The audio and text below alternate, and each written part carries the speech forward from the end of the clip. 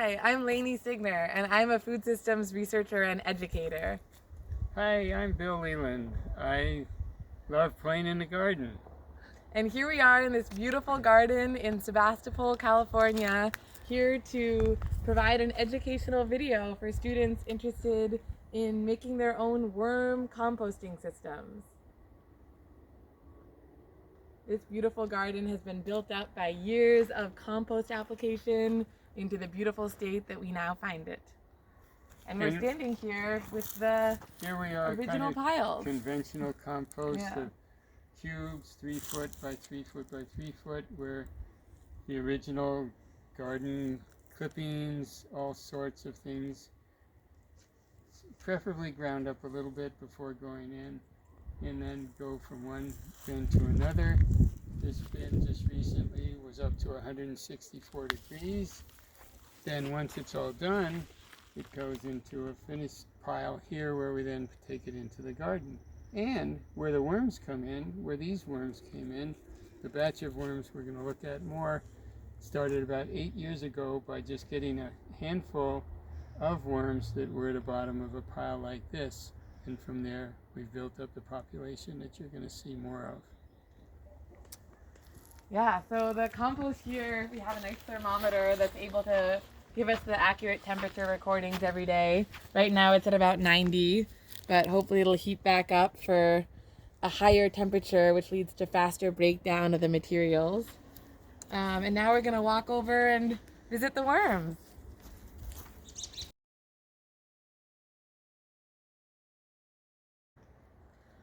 So we spend about $165 billion every year on disposing of organic waste materials, which, if you think about it, is a huge waste of money, food, and energy when you consider that 75% of that organic material could be used for food and bedding materials for worm bins.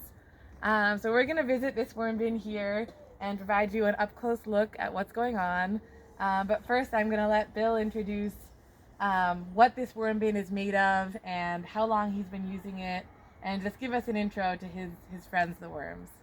So as I mentioned when we were looking at the conventional pile, there are just a handful of worms in a pile like that 8 years ago that I put in a much smaller container and started feeding them and creating an environment in which they could be happy and reproduce. And now we have these 3 boxes, almost all full, of beautiful permaculture. And that's even after we have harvested a fair amount. And I guess let's jump to the end for just a second, and then we'll look further. This is the absolute finished product. And just in case anybody's squeamish, we've put all kinds of kitchen scraps, things that you might feel yucky and might be smelly at some point, but this is amazing. It's just beautiful soil, often referred to as black gold, and it really is just wonderful to deal with. Thank you, worms. And I'll just mention about the finished product that Bill just displayed, that it has a really amazing NPK ratio, which is something farmers and gardeners really look for in fertilizers and composts. And it stands for the nitrogen, phosphorus, and potassium ratio, which are the 3 major nutrients that plants need to grow. So worm compost was found to have higher NPK levels than cow dung compost, for example, and just really optimal nutrients that the worms have digested and excreted, making it really available to the plants for use. And they really hold water in the soil very well. We're just going to get a little bit more in touch with Bill's experience with worms. So if you could share, like, when you started doing this, if it was hard to get started, and just some of your background for people who might be starting this for the first time. Like, what did you learn in the first initial worm experiences that you had? Well, I remember, and it was 50 years ago when I was doing some gardening, and I should add, I mean, I like to read and I like to study, and I'll take a seminar every once in a while, but I learn best by doing. So I did, the neighbor said, have you ever done worm composting? I said, worm composting? That's weird. But he said, well, here, let me show you my bin. He showed me a bin not quite like this and gave me a bucket of compost with some worms. So that was my start 50 years ago. And I've moved a few times. Sometimes the worms came with me, sometimes they stayed behind. So I've probably started 4 or 5 different batches. And so I mentioned the heat. That's definitely important. If you weren't paying attention and got them too hot, you'd cook them. They would not like it. They would die. Also, that they do reproduce rapidly. So that's one reason to not disturb them too much, because they do like to do whatever they like to do to reproduce, which is this may be getting too technical, but they're called androgynous. Is that the right word? They don't do sexual reproduction, or they have both male and female parts, both right? male and female. Yeah. Yes. So they kind of like split off. But they do need to lie on top of each other or beside each other and to generate their eggs, which then produce the new worms.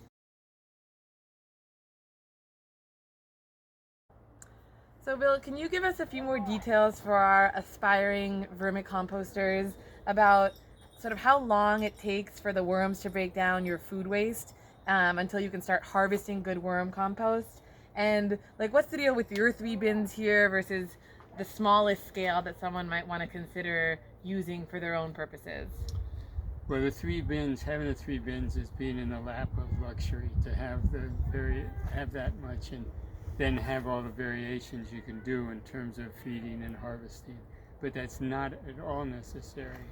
Here's a container that's probably about, I don't think I'd go smaller than this to start, and it's big enough that you can have your compost and some worms. And again, if you had one side that was getting that was not working well, the worms could go to the other side. So that's kind of the minimum size. I guess this is probably about 2 feet by 1 foot and maybe 6 to 8 inches deep. And you'd want to put some bedding material down, like newspaper or cardboard maybe, to get started, right? Or could you just put some soil? You could just, I like just soil. Okay. Or if you want a little more organic material, to do some leaves. Okay. Yeah. Leaves. Yeah. And then as far as harvesting and time, well, of course, the time depends a lot on the number of worms. But it's amazing. With a lot of worms, I've fed them like what you fed them earlier, and in 4 days it's gone. You just come out and there's nothing left. So no trace of the food that you gave them. Yeah. Wow. So that's remarkable. But it could take longer. And again, there's a window here. It's not like if you don't do it on day 4 or day 6.5 or whatever that you're screwed. That's not the problem. So the only thing that happens if you fed them and they've eaten everything that you fed them, they're just going to slow down. They're just, they're okay with that. They're not jumping up and down waiting for you to get out there next time with the feeding. So so the way you can tell is the way we've done is to dig down, and if it's all you don't see any finished food. material, then it's ready. Yeah. Now in terms of harvesting, and again, it's good. This is where it's easier, the larger. So what I will do is if I notice, well, first of all, the most finished stuff will be at the bottom. And when it's finished at the bottom, there won't be many worms there to start with. Okay. So then I'll come in with the fork and I'll lift this side, just pile it up over here. Okay. And then get down to where it's almost all finished. And then, so there are 2 different points here. One is if you can get down to where it's all finished and there are not many worms, just then scoop it out from there. If you felt there were worms throughout, then what you could do is again pile it up on one side, but let it dry out just a little bit. And the worms don't like it to be dry, so they'll go deeper. And then you'll just take off the top 2, 3, 4 inches of what you're harvesting. And then, but what I'm talking about, the way I'm presenting this is like you don't want to have worms. Well, in what your finished compost, the reason you don't want to have too many worms, you don't want to deplete your population. But if you have a good population and you're moving it right into the garden, and the garden likes to have worms, so that's all fine. Yeah. It's, if you're harvesting some worms and they're going in the garden, everybody's good. Everybody's good, yeah. And so do you mostly take from here in the spring when you're starting your garden, or do you do infusions of worm compost throughout the growing season? Like, what's your preferred method? Just when it's calling to be harvested. When it's calling to be harvested, okay. Yeah. And as I said, that it is more active in the summertime than the wintertime. But even now, it's been in our harsh Northern California climates. We suffer.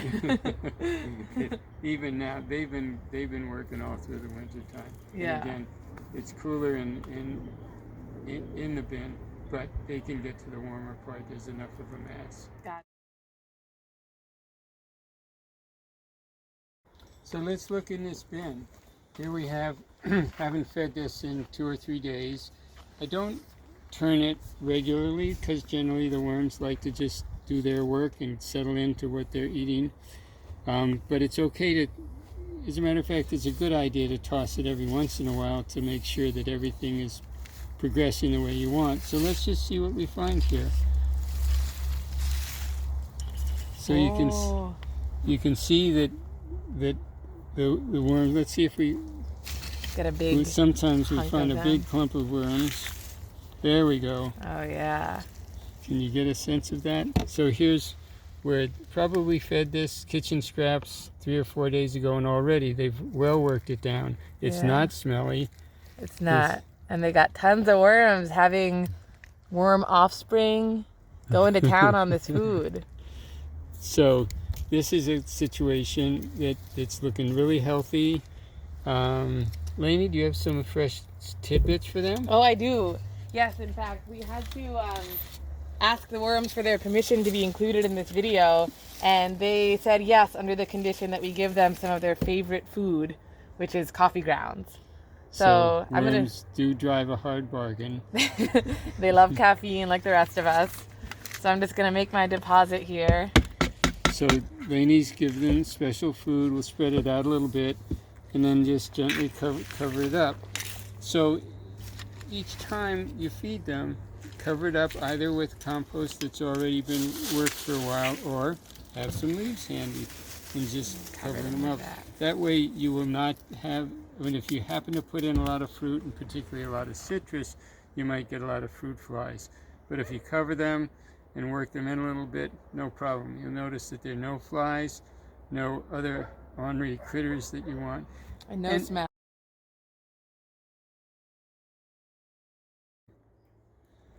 So we're looking at what to feed them. You can feed them most everything except not dairy and not meat. And again, know your pile. If you gave them a lot of citrus and you see that in spite of covering them up, the worms just aren't eating the lemon rinds or the orange rinds quickly enough, and you're developing some fruit flies, just back off, work it in a little bit more, and don't feed them citrus for a little while. So you can get to know it. I guess the other thing to make clear, with the conventional pile that we talked about before, getting up to 160 degrees, don't do that to the worms. They don't like to be much over 90, 95 degrees, and they're more comfortable around 70 degrees. So 70, 80 degrees in the summertime, they'll be a little bit more active. I'm not worrying about freezes, because if this is outside, there's enough of a mass. If it gets freezing, they'll go into the middle where it'll still be warm enough. It might be 45, 50 degrees, but they'll be fine. They'll just be less active. So the temperature, keeping in touch with it. Oh, I guess the other thing I would say is that this is a situation where we have enough mass that I'm really not worried about feeding them something that would be harmful to them, because if I did, they wouldn't go there, they'd just go to another part of the pile. So when you're starting out, it's good, you can start with a small amount, but try to get enough. Try to grow it. And grow it so that it's not, they have a place to go in case you feed them something that they don't want to eat. Yeah, so bigger isn't necessarily harder. So don't be afraid to go big with your first worm bin after you get your worm population established. Another point is the texture, the moisture, that you'll notice this is this, if you can tell, it's fairly moist. Dark in color. It should never be able to squeeze water out of it, but it's moist. It's not soaking wet. One problem, if you put in a lot of fresh kitchen scraps and it was too wet, it would be like a slurry, then that can get yucky. So, and again, if you have enough mass, then they're able to get it's easier to keep the composition and the texture the way you want it. So moist, but not soaking. Awesome. Well, that about sums it up, I think, for our first video here. And I just want to encourage all of you who are considering starting your own compost piles that now is a great time to do that. I mean, we're all home all the time. We are feeding our worms regularly as we're cooking 3 meals a day. And it's a great opportunity to plug into your local food system, support either your own garden or local farmers in your community who are working really hard to produce and distribute food to the community who might need it more now than ever. And this is just a wonderful chance when we all have a little bit more time to think about how we're disposing of our waste, what we're cooking and eating and putting in our bodies, and how to nourish ourselves by eating lots of fruits and vegetables, and also nourish the worms by giving them the parts of the vegetables that we don't want to eat. And they will become your friends. They're wonderful critters. They will. And people will kid me and asking me how my worms are. I tell them they're wonderful. We love worms. They also happen to be an amazing resource in the fight against climate change. These guys and all kinds of composting operations are able to convert waste materials into usable resources that saves energy, reduces emissions, and then allows our soil to continue to sequester carbon from the atmosphere and put it back in the ground where it belongs. So you're supporting the worms, you're supporting a climate resilient future, and you might just have a really good time and love your new friends like we do.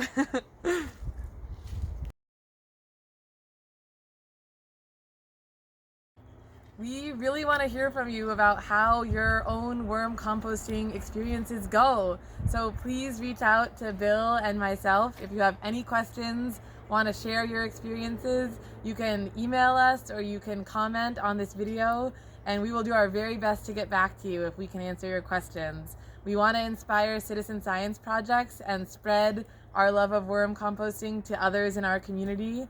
And so we really encourage you to let us know if you have questions, comments, and experiences with worm composting to share.